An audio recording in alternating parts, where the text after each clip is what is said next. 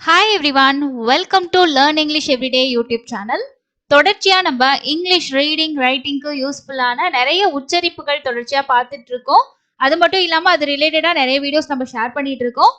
தொடர்ச்சியாக நம்மளோட Telegram group ஆகட்டும், கமெண்ட்ஸ்ல ஆகட்டும், நிறைய சப்ஸ்கிரைபர்ஸ் அண்ட் ஃப்ரெண்ட்ஸ் என்ன சொல்றாங்க அப்படின்னா, எனக்கு வந்து நீங்க சொல்றது புரியுதுங்க, ஆனா வந்து ப்ராக்டிஸ் பண்ணும்போது ரொம்ப கஷ்டமா இருக்கு, எனக்கு படிக்கிறது கஷ்டமா இருக்கு, எப்படி ஸ்டார்ட் பண்றது அப்படின்றதே ரொம்ப கன்ஃபியூஸா இருக்கு அப்படின்ற மாதிரி நிறைய பேர் ரிப்பீட்டடா சொல்லிட்டு இருந்தாங்க.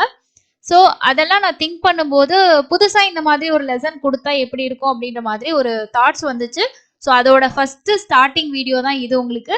இந்த வீடியோவை நீங்க லாஸ்ட் வரைக்கும் பாருங்க. பார்த்துட்டு உங்களோட ஃபீட்பேக்ஸை மறக்காம கமெண்ட்ஸ்ல கண்டிப்பா ஷேர் பண்ணுங்க. இந்த மாதிரி உங்களுக்கு படிக்கும்போது ஈஸியா இருக்கா, புரிஞ்சுக்கிறதுக்கு ஈஸியா இருக்கா அப்படின்றத மறக்காம சொன்னீங்கன்னா தான் தொடர்ச்சியா இன்னும் உங்களுக்கு ஈஸியா நிறைய வீடியோஸ் ஷேர் பண்றதுக்கு ரொம்ப யூஸ்ஃபுல்லா இருக்கும்.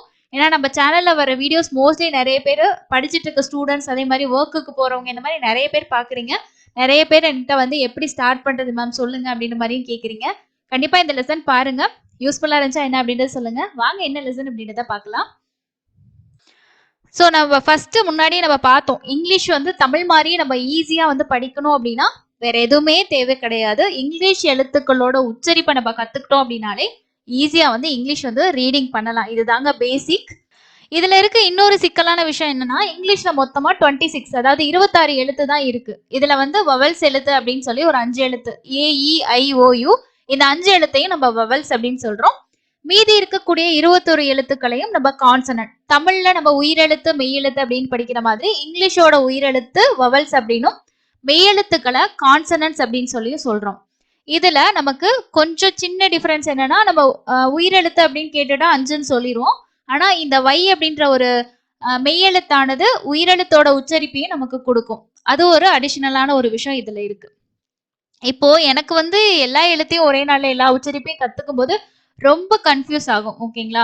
ஸோ அந்த மாதிரி இருக்கும்போது நம்ம ஈஸியா கத்துக்கிறதுக்கு என்ன பண்ணலாம் அப்படின்னா, ஒரே டைம்ல நம்மளால எல்லா எழுத்துக்களையும் கத்துக்க கஷ்டமா இருந்துச்சுன்னா ஒவ்வொரு குரூப்பா பிரிச்சு நம்ம வந்து கத்துக்கலாம்.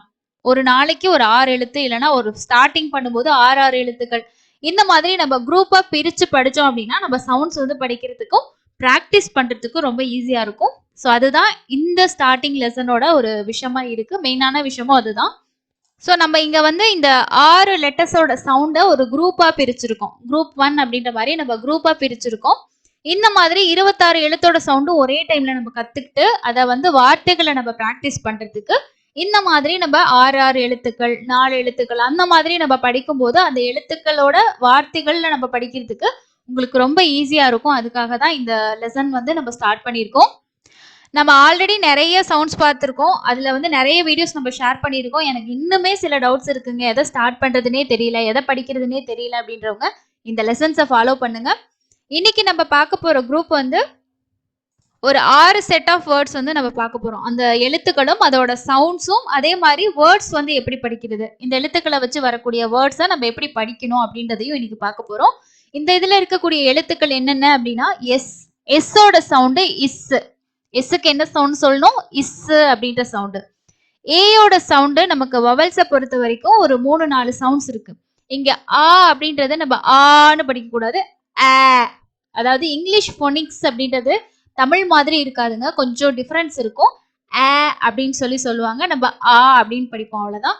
ஸோ ஆ அப்படின்ற சவுண்டு. டீக்கு வந்து இட்டு அப்படின்ற சவுண்டும், ஐய பொறுத்த வரைக்கும் இ. பீக்கு இப்பு அப்படின்ற சவுண்டு, எண்ணுக்கு இன்னு அப்படின்ற சவுண்டு. ஸோ இன்னைக்கு குரூப் 1ல நம்ம பார்க்க போற சவுண்ட்ஸ் வந்து இதுதான். ஸோ இந்த எழுத்துக்களை வச்சு நம்ம எப்படி வவல்ஸையும் கான்சனண்ட்டையும் சேர்த்து படிக்கிறது அப்படின்றதுக்கான கம்ப்ளீட்டா நம்ம வந்து பார்க்கலாம். ஸோ நம்ம ரீடிங் பார்க்கறதுக்கு முன்னாடி நான் உங்களுக்கு ஒரு முக்கியமான 2 விஷயங்கள் சொல்றேன். என்ன அப்படின்னா, நம்ம ரீடிங் ஸ்டார்ட் பண்ணும்போது ஈஸியா படிக்கணும், எனக்கு வந்து படிக்க ஈஸியா வரணும்னு நினைச்சீங்கன்னா 2 எழுத்துக்கள் சேர்த்து படிச்சோம் அப்படின்னா ரீட் பண்றதுக்கு ரொம்பவே ஈஸியா இருக்கும். இதுவே கொஞ்சம் பெரிய வேர்ட்ஸா இருக்கு அப்படின்னும் போது நம்ம என்ன பண்ணலாம்னா 2 எழுத்துக்கள் இல்லைன்னா ஒரு 3 எழுத்துக்களை சேர்த்து படிச்சோம்னா நமக்கு ரொம்ப ஈஸியா இருக்கும். ஏன்னா பெரிய வார்த்தைன்னும் போது சடனா நம்மளால அதை ஃபுல்லா படிச்சிட முடியாது. இதே 2 எழுத்து சேர்ந்த ஒரு வேர்டா இருக்கும்போது உங்களால வந்து ஈஸியா படிக்க முடியும். ஸோ அதனால நம்ம பிரிச்சு பிரிச்சு படிச்சோம்னாலும் இன்னும் உங்களுக்கு வந்து ரொம்ப ஈஸியா இருக்கும். இதை ஃபாலோ பண்ணுங்க. அதே மாதிரி இன்னொரு இம்பார்ட்டன்டான ட்ரிக் என்ன அப்படின்னா, மேக்ஸிமம் வேர்ட்ஸ்ல வந்து செகண்டா வரக்கூடியது வந்து வவல் தான் வரும். ஓகேங்களா? ஸோ மேக்ஸிமம் நம்ம வேர்ட்ஸ் எடுத்துக்கிட்டோம் அப்படின்னா செகண்டா இருக்கிறது, ஃபர்ஸ்ட் ஒரு கான்சனன்ட் வந்துச்சுன்னா செகண்டா இருக்கிறது வவலா தான் இருக்கும். ஸோ இந்த மாதிரி வரும்போது நம்ம என்ன பண்ணணும்னா, ஃபர்ஸ்ட் இருக்க அந்த கான்சனன்ட் எழுத்தோட செகண்ட் வரக்கூடிய வவலை சேர்த்து நம்ம உயிர்மையா படிக்கணும். அதாவது கான்சா வவல் அப்படின்னு சொல்லுவாங்க. தமிழ்ல எப்படி உயிரெழுத்தையும் மெய்யெழுத்தையும் சேர்த்து உயிர்மை எழுத்தா படிப்போமோ அந்த மாதிரி ஃபர்ஸ்ட் இருக்க அந்த கான்சனன்ட்டையும் செகண்ட் இருக்கக்கூடிய அந்த வவலையும் சேர்த்து நம்ம வந்து உயிர்மை எழுத்தா மாத்தி வந்து படிக்கணும். ஸோ மேக்சிமம் நமக்கு வரக்கூடிய வேர்ட்ஸ்ல செகண்டா வவல்ஸ் தான் வரும். அப்போ வவல் செகண்டா வருதுன்னா முன்னாடி இருக்கிறது கான்சனண்டா இருக்கும். அந்த கான்சனண்ட்டையும் வவலையும் நீங்க சேர்த்து உயிர்மை எழுத்தா மாத்தி வந்து படிக்கணும். இது ஒரு மெயினான விஷயம், நோட் பண்ணி வச்சுக்கோங்க. ஸோ அதுக்கான எக்ஸாம்பிள் பாருங்க, இங்க கொடுத்துருக்கேன் நான் உங்களுக்கு. இங்க வந்து நம்ம ஏக்கு ஆ அப்படின்ற சவுண்ட் சொல்லியிருக்கோம். எஸ்ஸோட சவுண்ட் என்னது? இஸ். இஸ் ஆ ச. எப்படி படிக்கணும்? சா அப்படின்னு படிக்கக்கூடாது, ச. அதே மாதிரி இட்டு ஆ ட, இப்பு அ ப, இன்னு அ ந. இதுவே நம்ம ஆன்ற உச்சரிப்பு வருது அப்படின்ற மாதிரி நீங்க படிச்சீங்கன்னா இஸ் ஆ சா அப்படின்னு படிப்பீங்க. அப்போ சா டா பா நா அப்படின்னு படிச்சிருவோம். பட் அந்த ஏ அப்படின்றது ஒரு சில வார்த்தைகள்ல ஆ அப்படின்ற சவுண்டு தான் வரும். அதனால நீங்க ஆ அப்படின்னு சொல்லியே பிராக்டிஸ் பண்ணுங்க. ச ட ப ந. அடுத்து வந்து ஐயோட சவுண்டிங் என்ன சொல்லியிருக்கோம்? இ அப்படின்னு. அப்போ இஸ் இ சி, இட்டு இ டி, இப்பு இ பி, இன்னு இ நீ. ஸோ இப்போ நம்ம பார்த்த இந்த ரெண்டு எக்ஸாம்பிளுமே ஃபர்ஸ்ட் கான்சனன்ட் வருது, அடுத்து வந்து வவல் வருது. அப்ப நம்ம இது ரெண்டையும் சேர்த்து படிக்கிறோம், உயிர்மை எழுத்தா மாத்தி படிக்கிறோம். இதுவே வந்து ஃபர்ஸ்ட் வந்து வவல் வருது, செகண்ட் வந்து கான்சனன்ட் வருது அப்படின்னா அதை எப்படி நம்ம படிக்கணும்னா, அந்த கான்சனன்ட் எழுத்தோட உச்சரிப்பையும் உயிரெழுத்தோட உச்சரிப்பையும் தனித்தனியா படிக்கணும். அதாவது இங்க ஏயோட சவுண்டு ஆ அப்படின்ற சவுண்டு, எஸ்ஸோட சவுண்டு இஸ். அப்ப ஆஸ் ஆஸ். அதே மாதிரி at a it at, E it it, E it it is it's, E is is. அப்ப ஃபர்ஸ்ட் வவலா வரும்போது நம்ம என்ன பண்ணணும் அப்படின்னா, அந்த வவலோட சவுண்டு தனியா வரும், கான்சனன்டோட சவுண்டு தனியா வரும். இது ரெண்டு எழுத்து சேர்த்து படிக்கும்போது. அடுத்தது நம்ம 3 எழுத்து சேர்த்து படிக்கிறதுல பார்க்க போறோம். இங்க 3 எழுத்துல என்ன அப்படின்னா, நமக்கு ஃபர்ஸ்ட் வந்து என்ன வருது அப்படின்னா, நமக்கு கான்சனன்ட் வருது, செகண்டும் கான்சனன்ட் வருது, தேர்டு தான் வவல் வருது. இதை எப்படி படிக்கணும் அப்படின்னா, ஃபர்ஸ்ட் இருக்கக்கூடிய கான்சனன்டோட சவுண்டை நம்ம தனியாவே வச்சுக்கணும். இஸ் அப்படின்னா இஸ்ன்னு தனியாவே வச்சுக்கணும். இந்த செகண்டும் அதுக்கு அடுத்த தேர்டும் வருது பாத்தீங்களா, செகண்ட் கான்சனன்ட்டையும் தேர்ட் இருக்க வவலையும் வந்து நம்ம உயிர்மை எழுத்தா மாத்தி அதுக்கப்புறம் இந்த ஃபர்ஸ்ட் வர எழுத்தோட சேர்த்து படிக்கிற மாதிரி இருக்கும். அதான் ஃபர்ஸ்ட் பாருங்க, இஸ் என்னோட சவுண்டு இன்னு, ஐயோட சவுண்டு இ. அப்ப இன்னு இ நீ, இஸ் நீ ஸ்னீ, இஸ் நீ ஸ்னீ. இத வந்து இப்படிதான் நம்ம எழுதணும், அதாவது இன்னு இ நீ. ஓகேவா?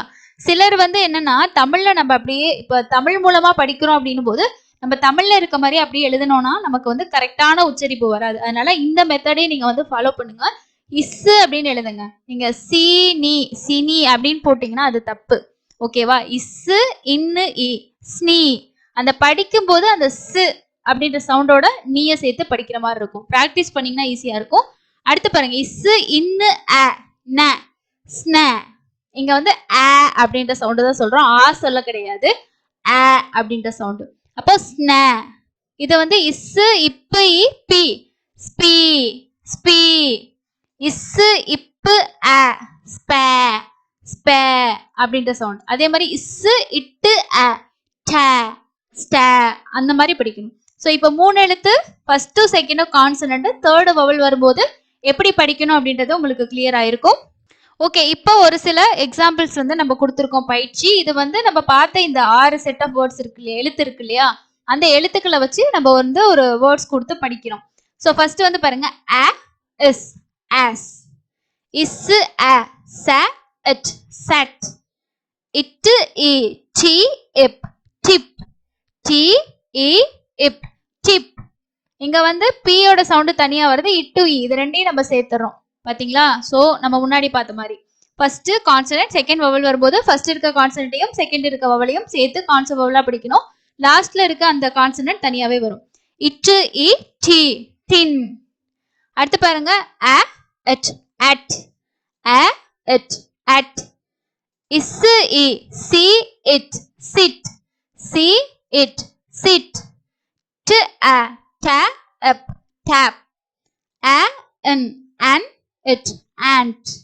A, an, it, ant. E, it, p, e, p, it, pit. P, it, pit. C, ip, sip. C, ip, sip. Ip, a, pa, in, it, pant. So நமக்கு இங்க ஏங்கிறதுக்கு நமக்கு சவுண்ட்ஸ் நிறைய இருந்தாலும் நம்ம ஒவ்வொரு சவுண்டா தனித்தனியா படிக்கும் போது உங்களுக்கு இன்னும் வந்து ப்ராக்டிஸ் பண்ண ஈஸியா இருக்கும். இன்னைக்கு லெசன் உங்களுக்கு எப்படி இருந்துச்சு அப்படின்றத கமெண்ட்ஸ்ல கண்டிப்பா ஷேர் பண்ணுங்க. இது மாதிரி இன்னும் நம்ம 6 எழுத்துக்களா தனித்தனியா எடுத்து கண்டிப்பா ப்ராக்டிஸ் பண்ணி படிக்கலாம். அந்த மாதிரி படிக்கும்போது இன்னும் உங்களுக்கு ஈஸியா இம்ப்ரூவ் பண்ண முடியும். ஒரு பிகினரா இருக்கிறவங்களுக்கும் இந்த மாதிரி லெசன்ஸ் வந்து கண்டிப்பா ஹெல்ப்ஃபுல்லா இருக்கும்னு நான் நினைக்கிறேன். சேனலை சப்ஸ்கிரைப் பண்ணலன்னா சப்ஸ்கிரைப் பண்ணிக்கோங்க. லெசனை கம்ப்ளீட்டா பார்த்துருந்தீங்கன்னா உங்களோட ஃபீட்பேக்ஸா மறக்காம கமெண்ட் செக்ஷன்ல ஷேர் பண்ணுங்க. இன்னொரு யூஸ்ஃபுல்லான லெசன்ல மீட் பண்ணலாம். தேங்க்யூ.